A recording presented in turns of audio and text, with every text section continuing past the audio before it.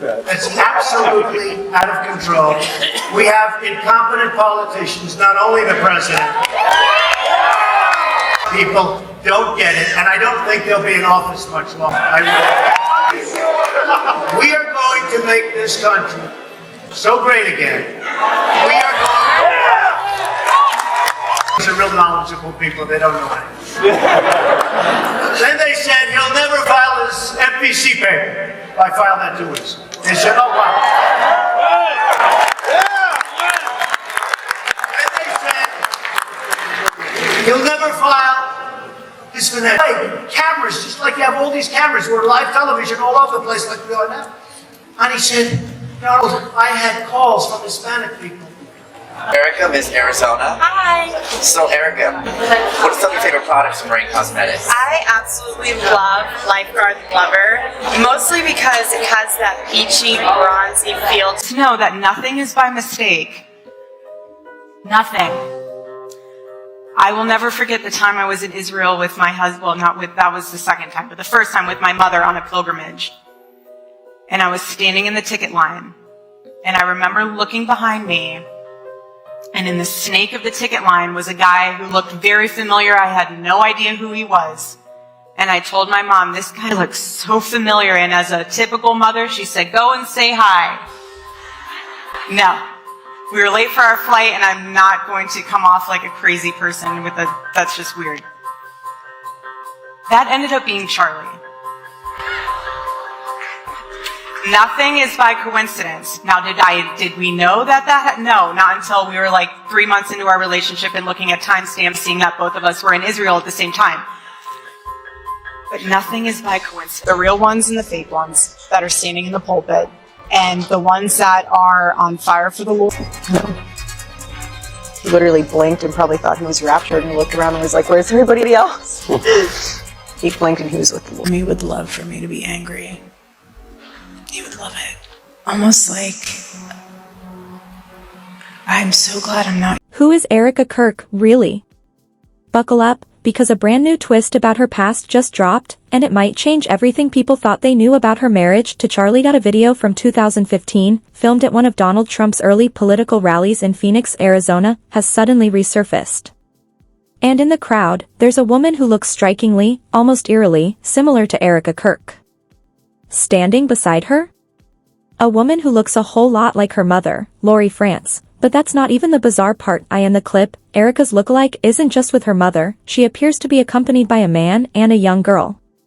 Which raises the obvious questions: if that really is Erika, who's the man? Who's the child? What exactly is going on here? The video is still publicly available on YouTube under the title, Donald Trump Visits Phoenix, Arizona on July 11th. 2015, Issues Impacting America. Strangely, the comments are disabled, leaving viewers with zero context. When you watch the footage, look up toward the back row, center frame. There's a blonde woman in a light, reddish-pink dress. And at a quick glance, she looks uncannily like Erika.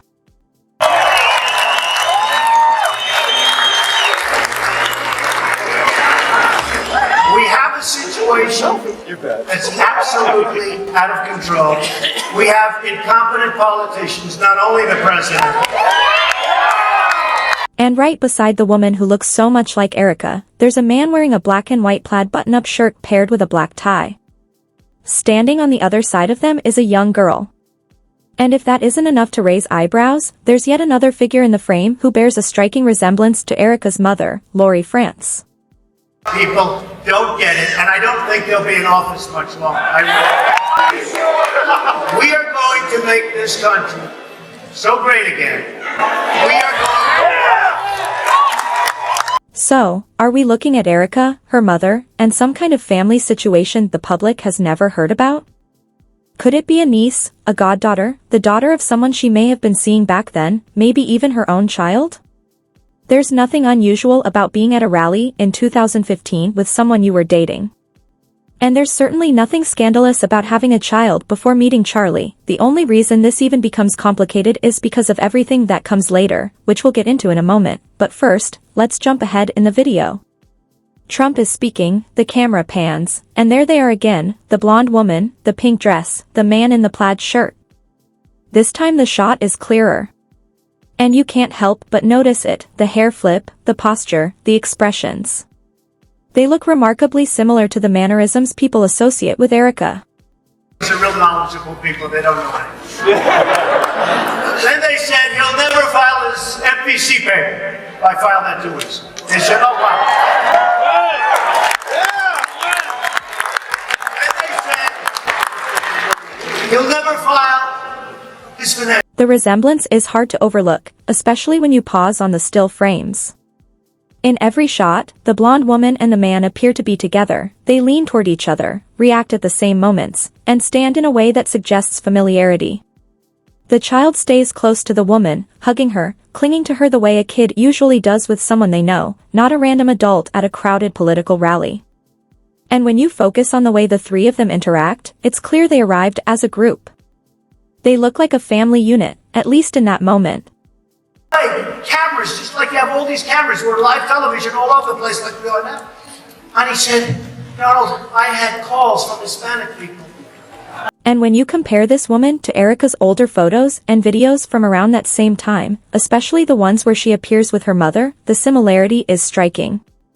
The resemblance is hard to dismiss. Erika, Miss Arizona. Hi! So Erika, what are some of your favorite products from Rain Cosmetics? I absolutely love Lifeguard Lover, mostly because it has that peachy, bronzy feel. But this is where things get even more tangled. In that same rally footage, if you look directly below the woman who resembles Erika and the man in the plaid shirt, there's another figure, someone in a gray suit who looks very similar to Tyler Bohr. Yes, that Tyler Bohr from Turning Point, the same person credited with introducing Erika to Charlie Kirk and arranging their early meeting. Tyler eventually became Fuse's chief operating officer in 2017, and just a few months after that, he helped set up the conversation that brought Charlie and Erika together. Turning Point's office opening for their first building. And Tyler he runs Turning Point Action now. And he said, you need to meet the CEO. I said, okay, great. Met him very quickly, shook his hand, said, hi, nice to meet you. Neither of us thought anything of it. Looking back now, he apparently sat down with Tyler and said, we need to hire, or Tyler said. And interestingly, that meeting took place after Erika returned from a pilgrimage with her mother and reportedly crossed paths with Charlie at the airport, though she later said she had no idea who he was at the time. To know that nothing is by mistake. Nothing. I will never forget the time I was in Israel with my husband, well, that was the second time, but the first time with my mother on a pilgrimage. And I was standing in the ticket line. And I remember looking behind me, and in the snake of the ticket line was a guy who looked very familiar. I had no idea who he was. And I told my mom, this guy looks so familiar. And as a typical mother, she said, go and say hi. No.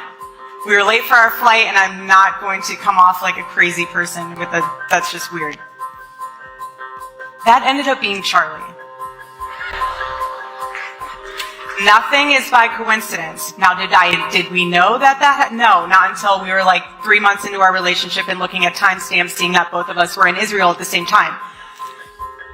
But nothing is by coincidence. Now, circling back to that Trump rally footage, in a single frame, you have a woman who resembles Erika, another who resembles her mother, a man and a young girl interacting closely with them, and someone who looks a lot like Tyler Bohr standing just one row below, all appearing together nearly 3 years before Erika and Charlie supposedly met in 2018. And don't forget, Erika won Miss Arizona in 2012, during the period when the pageant was still owned by Trump, so there was already at least a potential line of connection there.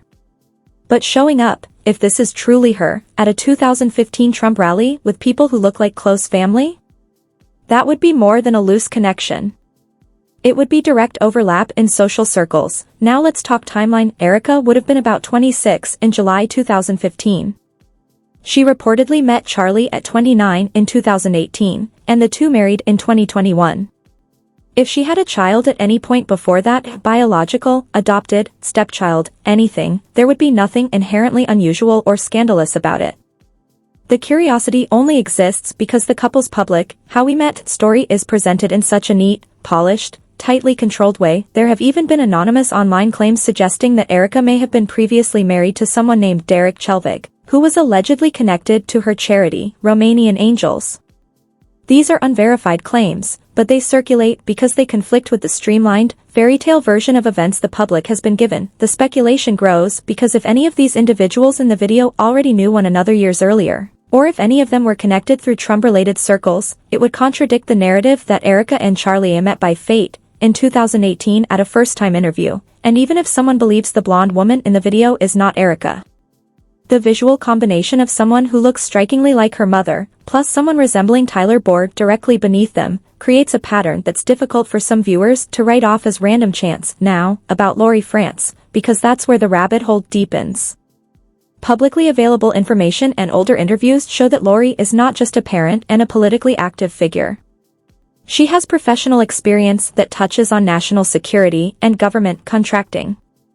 In one archived interview, Erika herself mentioned that her mother moved to Arizona for a business opportunity connected to her work with the Department of Homeland Security, specifically to be closer to defense-related contracts. How did your mom choose Phoenix? So she chose to move to Phoenix from Ohio because there was more of an opportunity for a female business owner out here. Especially from the standpoint of she was getting involved with the government, so Homeland Security and Department of Defense. And so she had other business partners that were out here that were already in that industry, even one that was a mentor of hers. So it was really convenient to be able to come all together in one. It turns out that Lori has been connected to multiple tech and defense-oriented ventures over the years. Public business records show she founded or helped operate several companies, including one called AZ Tech International, along with related subsidiaries such as GTK Industries and E3 Tech Group. These entities have been described in filings and online sources as working with agencies like the Department of Defense, the Department of Homeland Security, and other national security-related sectors. On top of that, some online researchers claim that Erika's parents, Lori and Kent France, were involved in overseas projects tied to their defense contract work, as though, again, much of this information comes from publicly available corporate data and crowdsourced investigations rather than official statements from the family. Raytheon partnered with Israel's Rafael to build the Iron Dome missile defense system because in 2025, Donald Trump himself pushed for building what he called a gold dome over America, modeled directly after Israel's. So, just as Erika once said herself, nothing is by coincidence. And when you look at all these overlapping details, it can feel like a carefully assembled cast moving across the same stage. But here's the real question people keep circling back to: how much did Charlie actually know about Erika's background? Did he truly believe their meeting was a matter of fate? Or was that simply the version of events he was given? And the biggest question of all, did any of the people he trusted, those he viewed as family, play a role in shaping the story that surrounded his life later on? Share your thoughts below, because this story is far from over. And honestly, it feels like Erika's past may still have a few chapters left that the public hasn't seen yet.